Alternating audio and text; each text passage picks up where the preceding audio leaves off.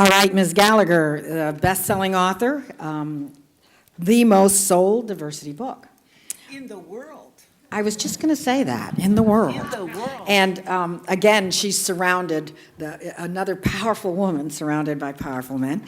And how did BK help you with this book, framing your book? What's the vision, and how did your work with BK expand that vision for you?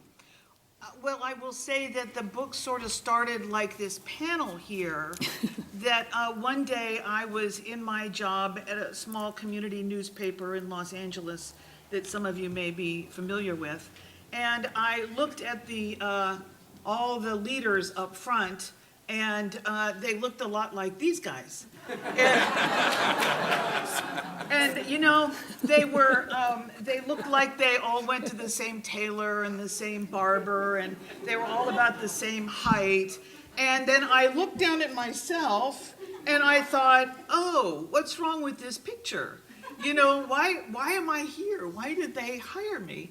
And so, Steve, I got fired just a couple months after you did. And the difference is I went on to write a story about it because I was so, it was a mental health exercise. I was so hurt. I gave them the best years of my life. And I was so hurt and angry that I couldn't get it out of my system.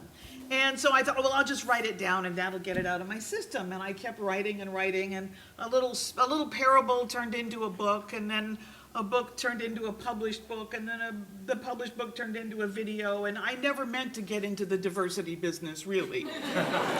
The diversity business found her. And there I are. And before this book, my business was called Steps to Success. And after this book, my business is called Peacock Productions.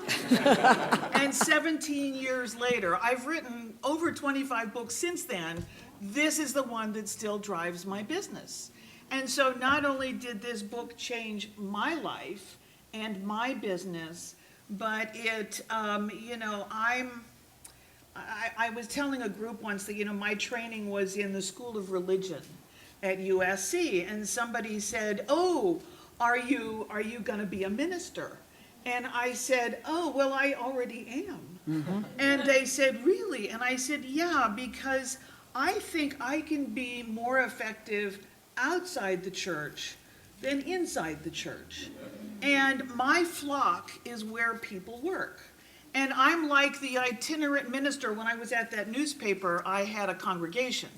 But now I'm like the itinerant minister that travels from place to place, preaching the gospel of humanistic management, helping to create a kinder, gentler workplace.